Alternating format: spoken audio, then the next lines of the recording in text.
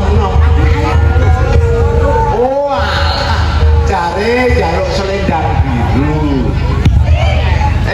Selendangmu lek kuning dijone Pak Kapolsek ngono lho. Aja jur kuning, ijo ana sing biru. Biayane piro? Ning sawarana Kapolsek iki Lenggono. Wae negara iki to.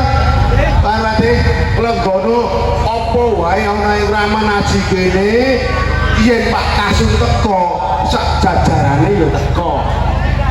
Ayo dipinangkane selendang biru.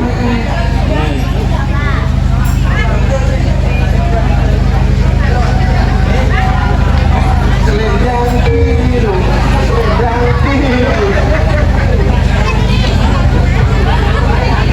Oh unik.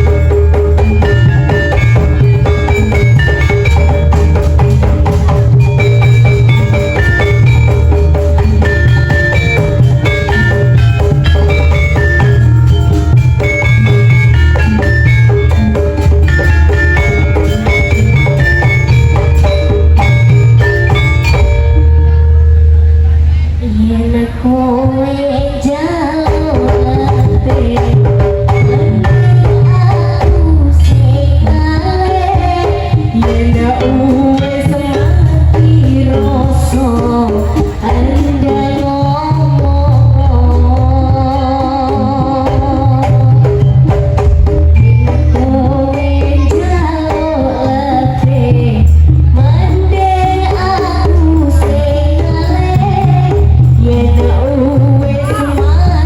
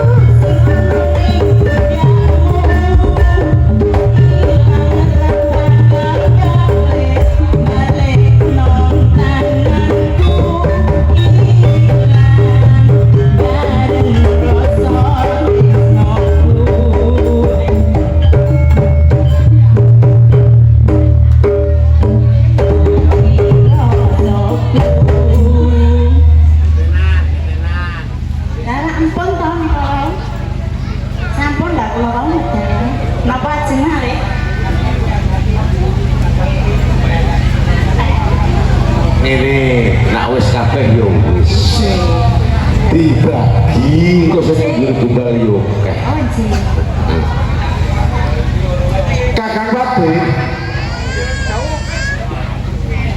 ning kene gonku ngrembug perkara iki janjane abot gonku ngrembug kados pundi Kanjeng Adipati gonku mikirake tembang rawat-rawat mbok sinambi ana setinggil ki mau enek jenenge Ondorate sing gawe dredah sing gawe ribete ana Kabupaten Pati.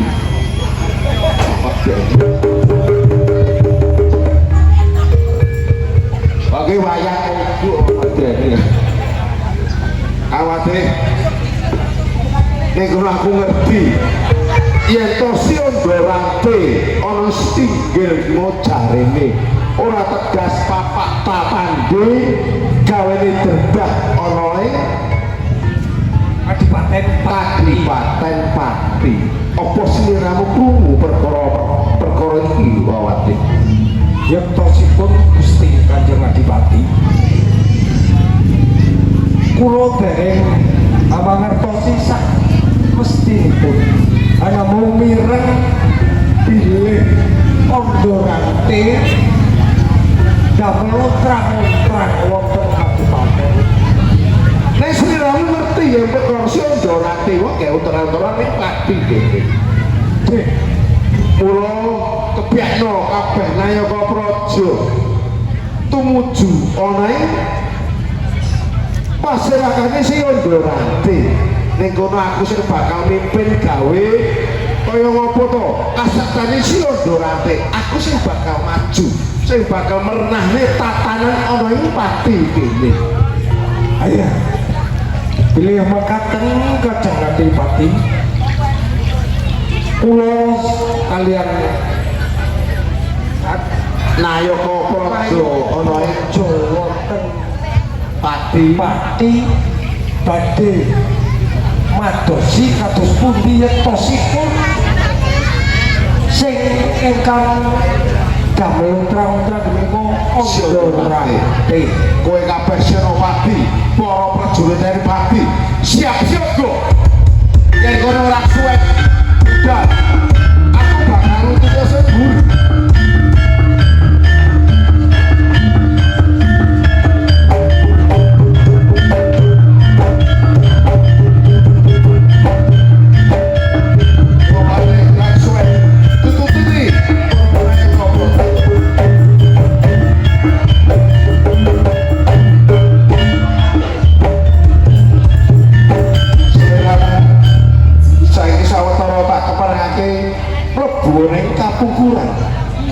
Gonku Padi Masansi Ondorate lebone Kapungkuran.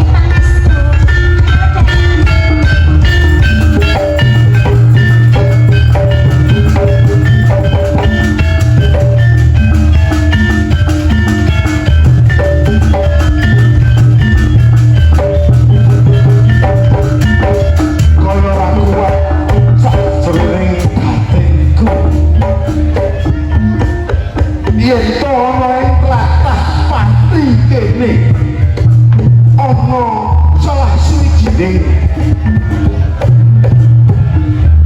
pawongan sing bakal lihat ana ing Pati kene ya Ondorate. Yen kaya ngono Pati aku bakal sewang-sewangan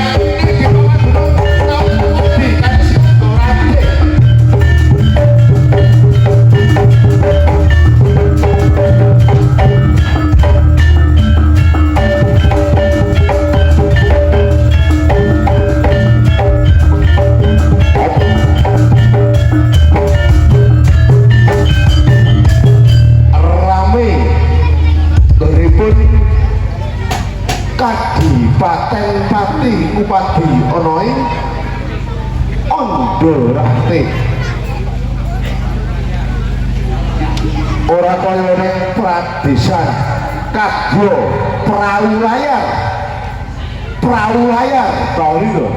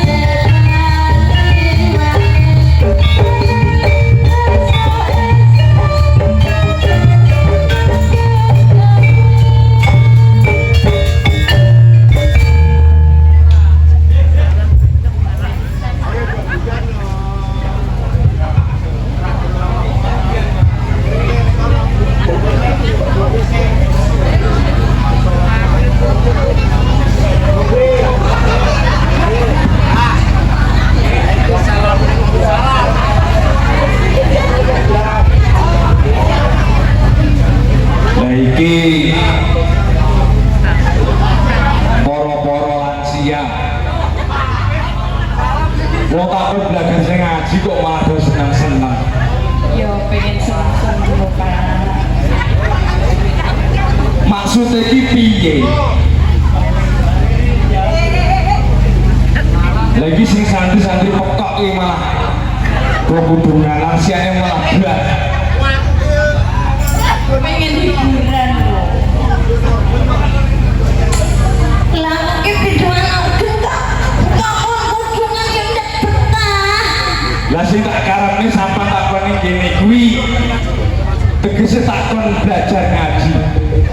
Ngaten. Ora kok malah seneng-seneng. Ngaji niku pripun? Lah sing tok kemarai iki napa sampean rumah apal? Dereng.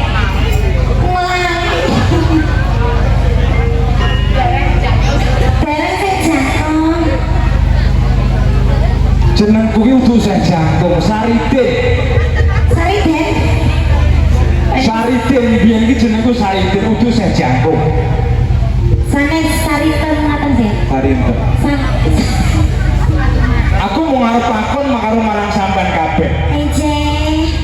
Sejatine sampean seneng-seneng kuwi manut karo tuntunanku apa manut karo tuntunan sampean dhewe? Manut jenengan ta? Kudune nek sampean iki manut karo aku tuntutane ajaran agama Islam, agama sing suci. Ora kok malah seneng-seneng. Napa niku? Tegese agama sing suci kuwi yo kuwi agama Islam. Ngendikane Gusti Allah inna dina indallahil Islam. Agama sing dianggap sah mung kowe negara kuwi ya mung agama Islam. Oh, mangkatan yang saya jari lali titik karena tak dipelajari mampungnya kok yo dadaan. Lah ya tuh lensia Betul. diwarai wingi saiki wis ilang diwarai mlebu kuping tengen metu kuping kiwa. Sing dipikir mung trasi mau seneng-seneng apa mau sibar kok pandai-pandai wis ra mikir blas. Ngapunten saya tegesipun tiang urip teng alam donya niku pripun ta? Sing tak karepne ngene.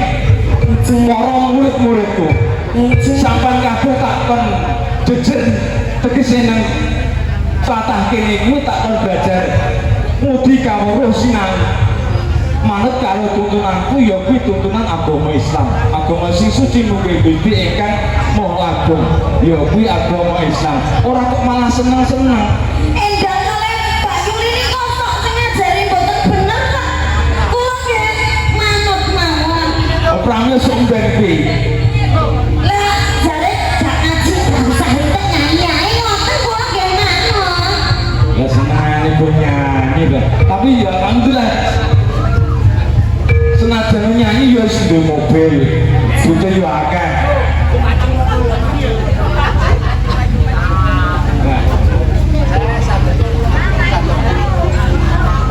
Saya assalamualaikum kula kados pundi. Saiki ngene. Nggih. Sing tak warahne wingi babagan tuntunan agama Islam ya ki agama sing suci. Apa kira-kira wis lali? Lali lho. Jelek sing sebaik tak urune wingi tak warai alibak tak sampe apal ora belajar. Kelingane terasi ya robo. Ya maklum nyatu ya lansia.